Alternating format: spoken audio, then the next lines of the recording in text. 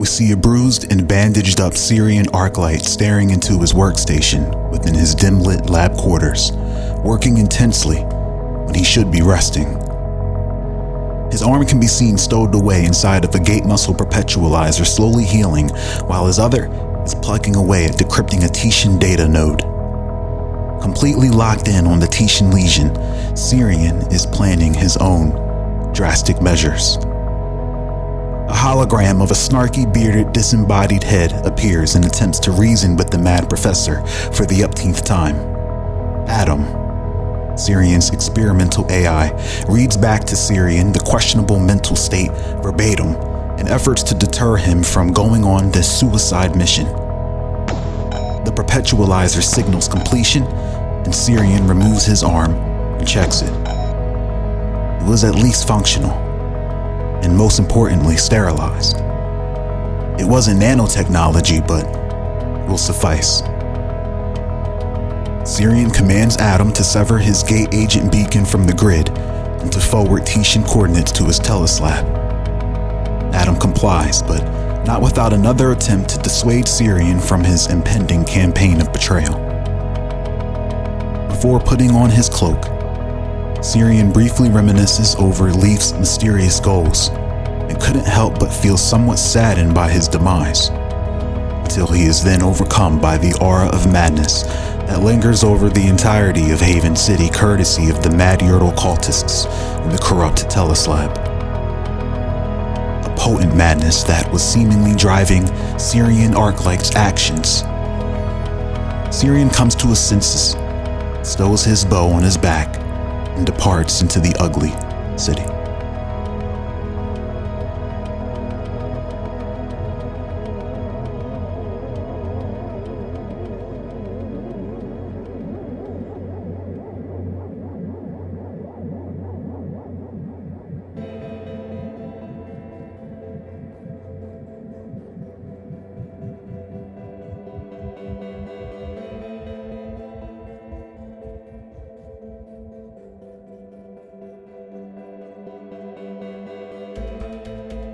Manifesting within the endless dark folds of the void, we see the faint glow of a blue lotus flower unfurling slowly, its magnetic pull creating a sensation akin of a whirlpool drawing in your consciousness, willpower crippled by the sedation. A faint voice begins to speak. It was hardly intelligible at all, but it brings consciousness to Matson Mare, his eyes opening wide, and immediately is bombarded with bright light from the infirmary. Groggy and still worse for wear, Matson looks to his left and right and finds himself among a row of infirmary tables with injured Titian legionnaires bound to them, being treated for their wounds. Matson relaxes and rests his head. He looks toward the massive screen hovering over him. On it, we see Archbionic Sagenar speaking and rallying his people behind their most recent and colossal victory of acquiring the source code.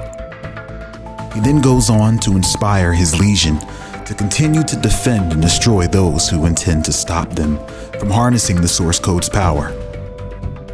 Even ex-Hyperion advancement troops bend the knee and submit to the Legion's power. We see all the Legionnaires glued to the screen and hold on to every word spoken by their lord, Archbionic. Matson became too distracted by the very vivid reappearance of this lotus in his dreams. The first time being when he arrived to the planet.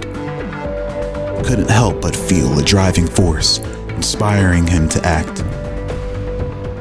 Matson leans up, grabs his Dorotama blade, and before departing the infirmary, he looks at Archbionic's broadcast.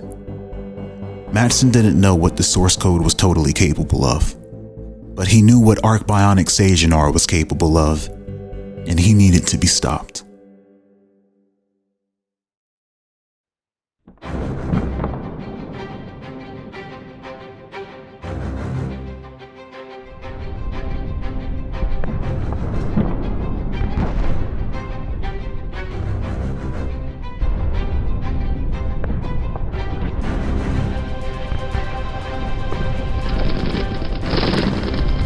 cut to the deep inner bowels of the migrant Hyperion civil war raging on in the highways and byways of the Divergent District. Anvil migrants, Haven supporters, and Haven Guard infantry can be seen going toe-to-toe with Hyperion forces, countering their firepower with Jacob's arsenal. We see a Haven guardsman lean out of cover and shoots 2 Hyperion soldiers dead. The guard then begins to reload just as a Hyperion helicopter comes hovering behind the enemy lines and begins barraging the rebels with heavy rounds that rip through them and their vehicles. And suddenly, leaping across the sky, we see a shirtless Rezanok glowing red with his arms spread wide. 4 large alien-esque multi-purpose claw-like wings protruding from his shoulders and lower back, carrying him effortlessly through the air and sending him crashing into the attack copter.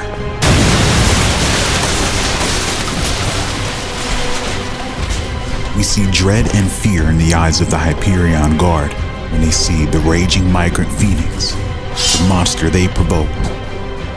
The Hyperion Guard turns his gun turret toward Rezanok and begins to fire, but it was too late. No ballistic weapon of Hyperion could prosper against Rezanok's mysterious anatomy, having since mutated and adapted several times over since the attempted assassination hours ago. Rezanok bares his teeth, unfazed by the rounds pelting his impenetrable body. His fingers meld into a red-hot alien alloy blade, and with a swift lunge, Rezanok guts the Hyperion soldier while his winged tendrils grab hold and man the turrets, redirecting its high-velocity firepower onto the interior of the copter, shredding it to bits, along with its occupants. Through the glassy eyes of Tempest, we see the copter crash into a dwindling army of Hyperion troops now scattering and fleeing the heat of battle. Migrants and Haven Guard together destroy the remaining forces and cheer for Rezanok's gruesome killing spree as clouds of bloody mist fill the air over his rampaging trail. Tempest was frozen with awe and frustration. Everything he has done has been to minimize war and bloodshed of the innocent and even the indifferent with conflicting views, but it was inevitable, it seemed. Tempest looks up and sees the Atlas android police force watching all of Gamma Kind slowly implode. For the true battle was not G-Type against G-Type, but every living being against the ticking clock of the tank they all live in. An armored vehicle comes rumbling down the street, crushing debris and Hyperion wreckage, then pulls up in front of Tempest. Leaping out to retrieve him are 2 gate agents who escort him back into the vehicle. Tempest gets inside, and there awaiting him are his peers. It was quiet, and there was some tension in the air. Xavier Ortiz sits with his arms folded, watching news coverage on the Nebu infighting. The Dizzy Wizard pretends to be attentive to Infano's rhetoric. The Haven Lord of Mystical Arts was pumped and filled with fury. Infano displays his worthiness as a lord by sharing his vision and laying out what's being done and what needs to happen next.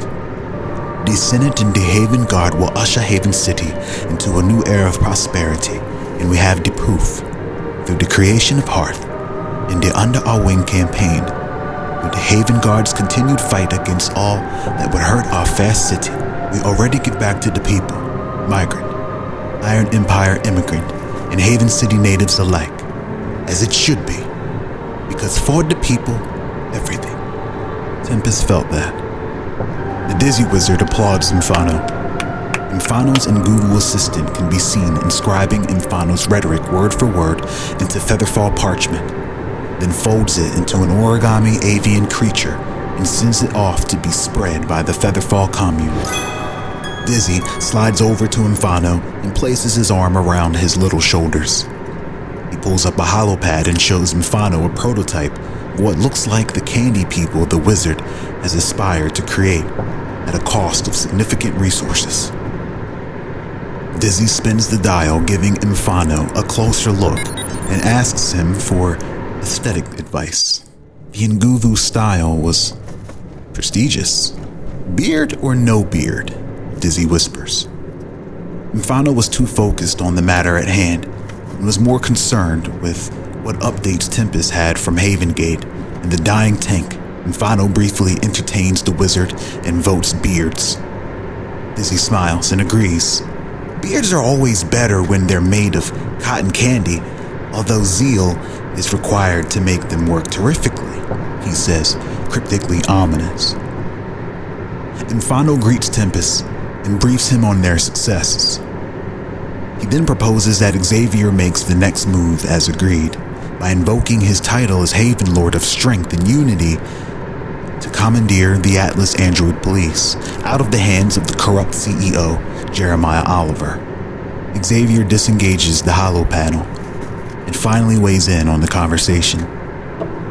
He announces that he already is in the process of doing just that, and then looks intensely at Infano and Tempest and asks, "What do we intend to do if we don't secure the source code from Tisha?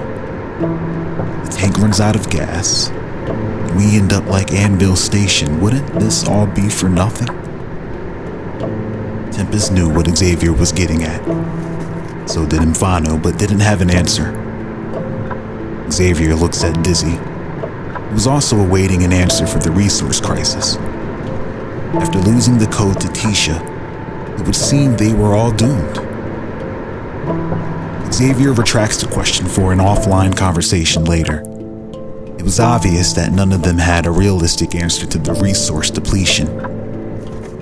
Xavier looks away and out of the window as they approach their destination.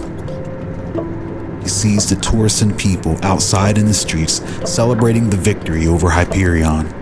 We pan out and above the vehicle as it ascends up a winding road toward the Tower of Haven Lords.